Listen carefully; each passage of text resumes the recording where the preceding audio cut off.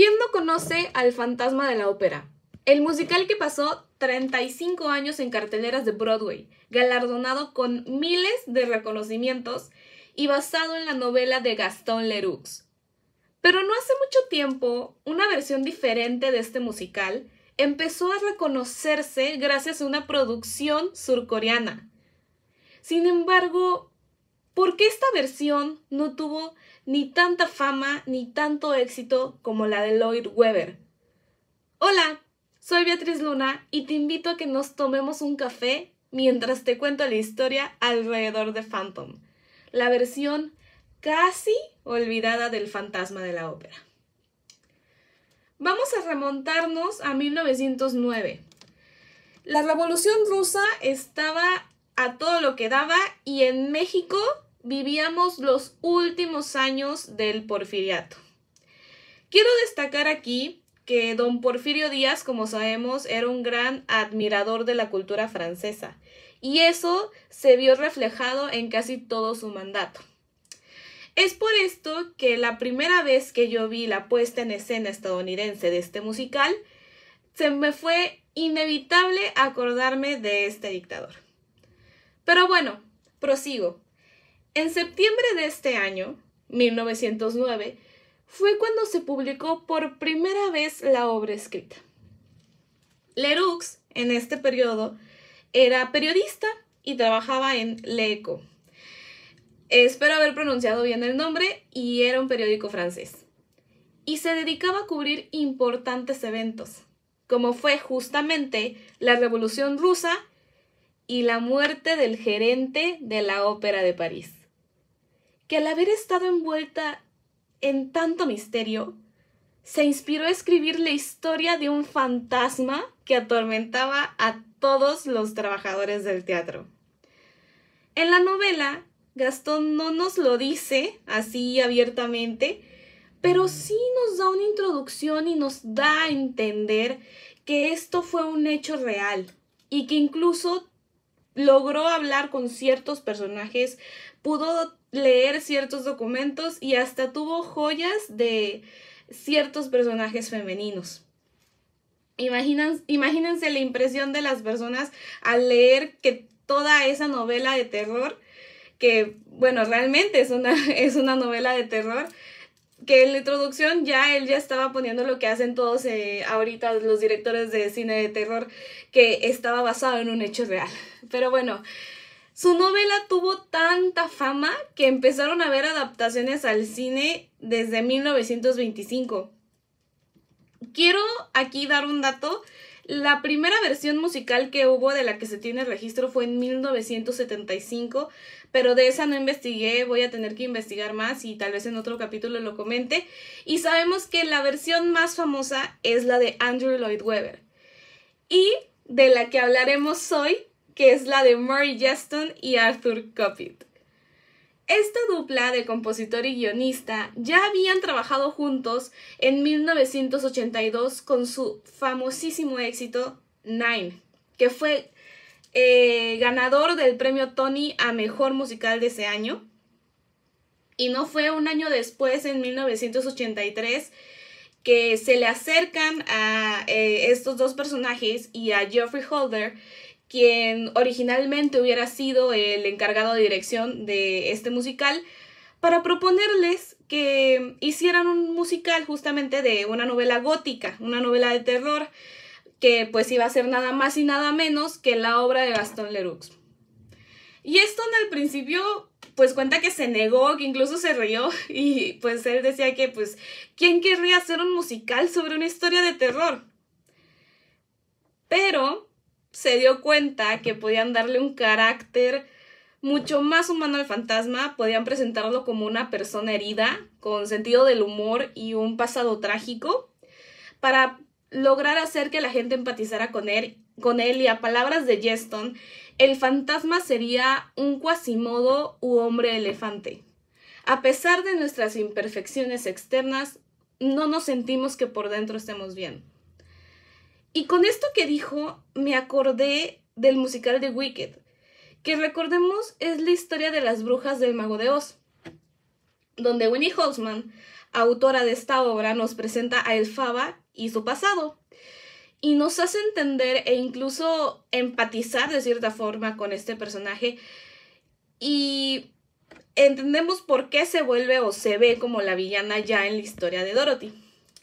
Otro ejemplo que me dieron mis amigas mientras les contaba todo esto fue sobre la película de Maléfica, una de las villanas más famosas de Disney y pues de todas las que siguieron después, como Cruella de Vil, por ejemplo. Y bueno, en fin, con esto que se les había ocurrido, Yeston se puso manos a la obra a componer todas las canciones y obviamente Copied a hacer el guión y todo, pero ya que tenían su obra casi completa, es cuando Lloyd Webber anuncia que estaba trabajando en su propia adaptación del Fantasma de la Ópera. Y recordemos que ya para este momento ya el personaje del Fantasma de la Ópera ya era de dominio público, entonces no, por eso fue tan fácil como que hubiera tantas versiones. Y para este momento Webber ya tenía un historial en Broadway súper grande, ya era uno de los...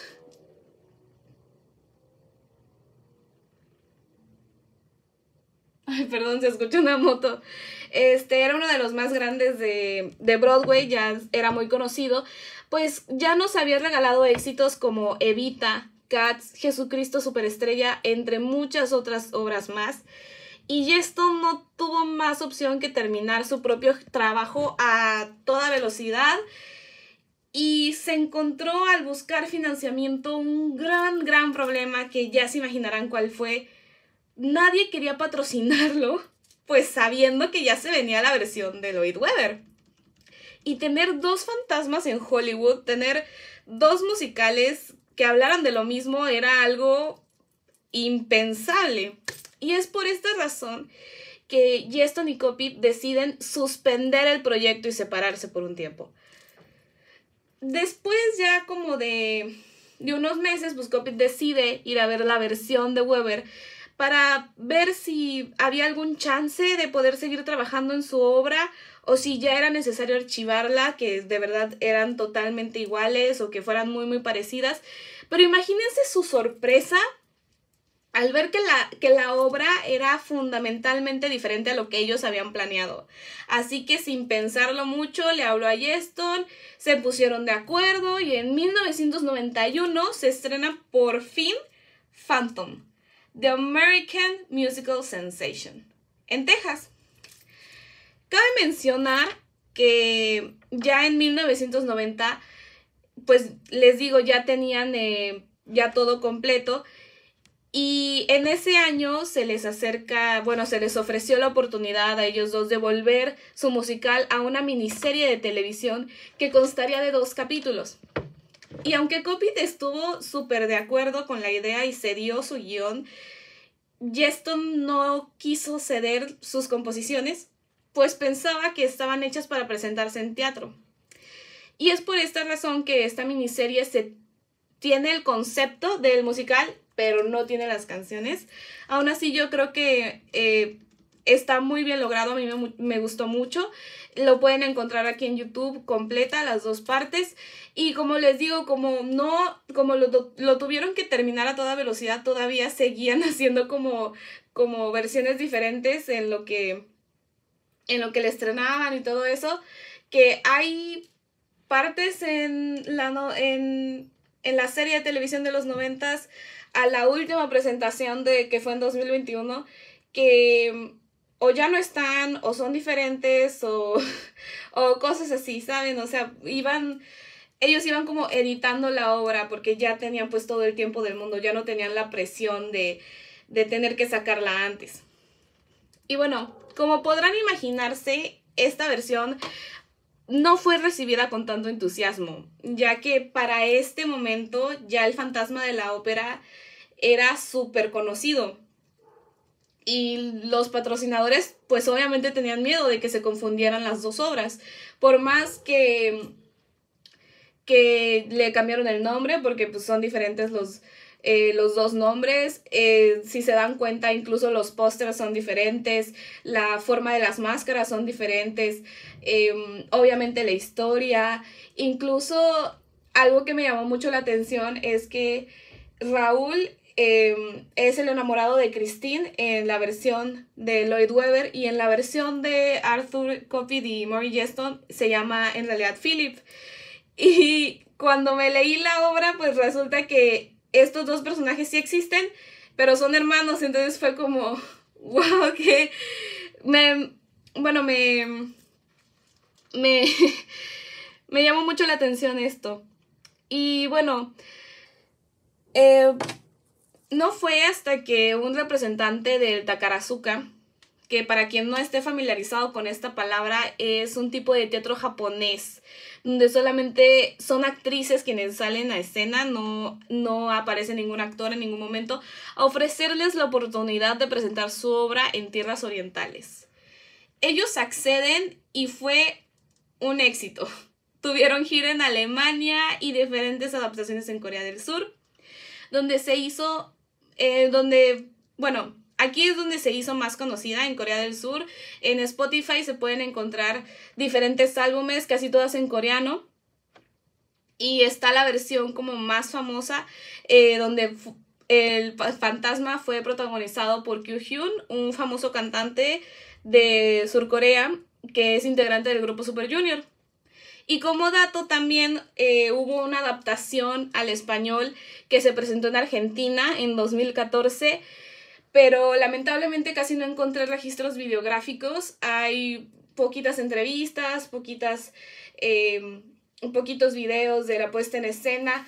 Pero bueno, a mí me emocionó mucho por fin poder escuchar las canciones en mi idioma materno. Y bueno, esta obra ha tenido alrededor de 1000 presentaciones y todas han sido de directores y compañías totalmente independientes.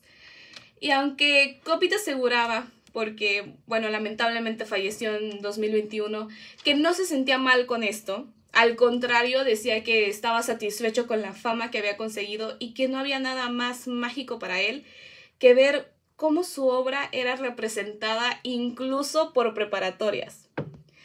Geston, por su parte, dice que su meta es su presentación en Broadway. Y déjenme decirles que con la salida del Fantasma de la Ópera estoy segura que se barajaría la oportunidad de representar Phantom de la forma en la que se pensó desde el principio, ya que muchas personas están de acuerdo que tiene todo para ser un clásico de Broadway, pero nunca ha estado en. Con todo esto, quisiera animarlos a que le den una oportunidad a este musical, porque estoy segura que si son fans de los clásicos, como les digo, de Broadway, de Tchaikovsky incluso, o de Disney, les gustará mucho.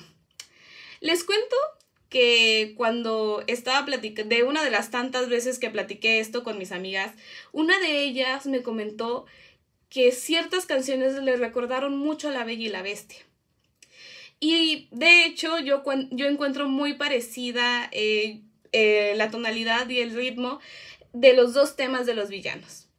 Y algo que me fascinó mucho a mí como músico es que hay dos canciones en donde utilizan ejercicios para vocalización de los cantantes y escalas para hacer toda una canción. Eso a mí me fascinó. Y les recomiendo sumamente que vayan con la idea de que no van a ver algo como lo de Lloyd Webber, van a ver algo totalmente diferente y van a ver la perspectiva de dos personas totalmente diferentes y ajenas a lo que hoy se conoce como el fantasma. Y como dijo Coppit, bueno, si hubiera querido contarles la historia tal cual como sucedió en la novela, entonces me pararía en medio del escenario y les leería la obra. Este musical es más como para darnos otra perspectiva del fantasma, darnos otra opinión, otra forma de pensar.